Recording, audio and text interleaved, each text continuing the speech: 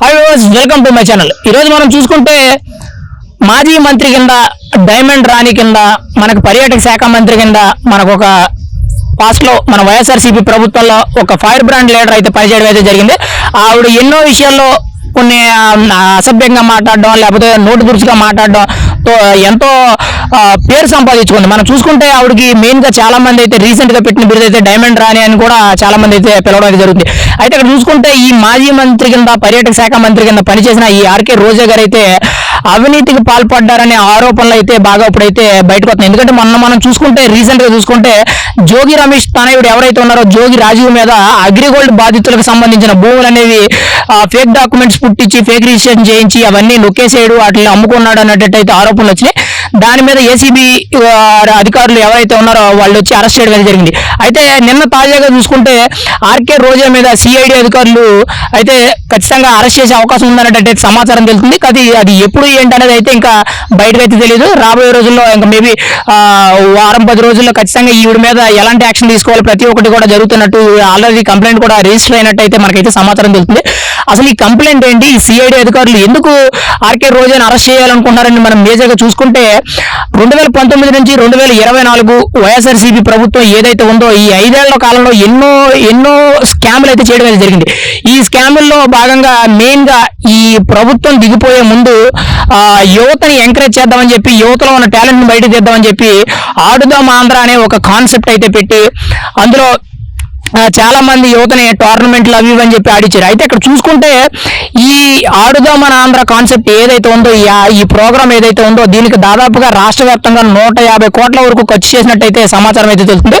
ఇందులో దాదాపుగా 100 కోట్లకు పైగా అవినీతి జరిగిందన్నట్టయితే సమాచారం ఉంటుంది. ఏంటంటే ఇక్కడ చూసుకుని ఈ క్రికెట్ సంబంధించిన ఏవైతే బ్యాట్స్ కానీ వికెట్ కానీ బాల్స్ కానీ స్టంప్స్ కానీ ఇవన్నీ ఏవైతే ఉంటాయో దానికి సంబంధించిన ఎక్విప్మెంట్స్ ఏవైతే ఉంటాయో ఈ పరికరాలన్నీ కూడా నాసిరకం కొని, అంటే ఎగ్జాంపుల్ గా చూసుకుంటే 300 రూపాయలు కొని 3000 రూపాయలు అన్నట్టు బిల్ చేయించి అలాంటి నాసిరకం పరికరాలన్నీ కొని ఈ ప్రజల ఎవరైతే ఈ క్రీడాకారులు ఉన్నారో వాళ్ళకి ఇచ్చి వాళ్ళ చేత ఆడించడం జరిగింది.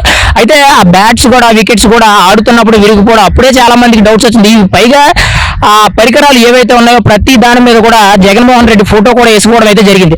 అయితే ఇప్పుడు చూసుకుంటే దాదాపుగా 150 కోట్ల వరకు రాష్ట్ర వ్యాప్తంగా ఈ ఆడుదాం ఆంధ్ర అనే కాన్సెప్ట్ మీద ఖర్చు చేయడం అయితే జరిగింది. ఇందులో మెయిన్ గా ఆర్కే రోజా అండ్ మా స్పోర్ట్స్ చైర్మన్ కింద ఉన్న బైరెడ్డి సిద్ధార్థ్ రెడ్డి అండ్ ధర్మాన కృష్ణదాస్ గారు వీళ్ళ ముగ్గురు పేర్లు అయితే మెయిన్ గా వినబడుతున్నాయి. ఇందులో మెయిన్ వచ్చేటప్పటికి మనకి చూసుకుంటే మాజీ మంత్రి పర్యాటక శాఖ మంత్రిగా పనిచేసిన ఆర్కే రోజా అలియాస్ డైమండ్ రాణి గారు అయితే ఇందులో మెయిన్ గా ఉండేటట్టు అయితే తెలుస్తుంది. ఖచ్చితంగా ఈ ఆరోపణలు అనేవి నిజమైతే మాత్రం ఖచ్చితంగా జోగి రమేష్ తనయుడు జోగి రాజీవ్ ఎలాగైతే ఇప్పుడు ప్రస్తుతానికి ఏసీబీ అధికారుల చేతిలో విచారణలు అయితే ఉన్నాడు, ఖచ్చితంగా ఆయనకు పట్టిన గతే కూడా ఈవిడికి పట్టే అవకాశం ఉంది. అంతకు మించి కూడా పట్టే అవకాశం ఎక్కువగా ఉంది. యాక్చువల్ ఏంటంటే జోగి రాజీవ్ అనేది 1-2 సార్లు నోటుకి వచ్చినట్టు మాట్లాడాడు. జోగి రమేష్ గారు కూడా మాట్లాడిన దాన్ని బట్టి ఈయన చేసిన అక్రమాలు బయటికి తీసి ప్రస్తుతానికి అయితే ఏసీబీ అధికారులు అయితే వీళ్ళకి తగిన శిక్ష చేయడానికి అయితే ప్రయత్నం చేస్తారు. ఖచ్చితంగా ఇక్కడ డైమండ్ రాణి రోజా గారు ఏదైతే ఉందో ఆర్కే రోజా గారు ఈ నిరూపణ అంటే ఏదైతే ఈ ఆడుదాం ఆంధ్ర అనే ఈ ప్రోగ్రామ్ మీద ఇన్ని కోట్ల రూపాయలు అవినీతి జరిగిందని చెప్పి ప్రతి ఒక్కరు ఆరోపిస్తున్నారు.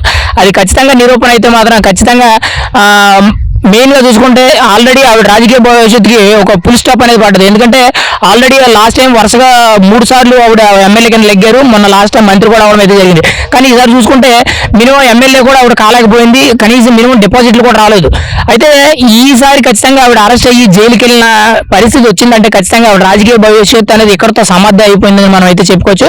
ఖచ్చితంగా ఆర్కే రోజే కాకుండా ఇంకా చాలా మంది ఉన్నారు, ఇంకా చాలా మంది మీద కూడా మనకైతే ఆరోపణలు అయితే వస్తున్నాయి. మెయిన్ గా మనం చూసుకుంటే వెల్లంపల్లి విజయవాడ వెస్ట్ నియోజకవర్గం వెల్లంపల్లి శ్రీనివాసే కానీ లేకపోతే వైజాగ్ అవంతి శ్రీనివాసే కానీ లేకపోతే బొత్స సత్యనారాయణ కానీ లేకపోతే మనకి మెయిన్ గా అంబటి రాంబాబు కానీ మెయిన్ గా ఇంకొక ఎర్రనెల దెబ్బలకు సంబంధించి అనకాపల్లికి సంబంధించి మనకి మెయిన్ గా గుడివాడ అమర్నాథే కానీ వీళ్ళందరి మీద కూడా చాలా ఆరోపణలు అయితే వస్తున్నాయి. ఖచ్చితంగా వీళ్ళు కూడా రాబోయే రోజుల్లో ఖచ్చితంగా అరెస్ట్ అయ్యే అవకాశం అయితే ఖచ్చితంగా కనబడుతుంది.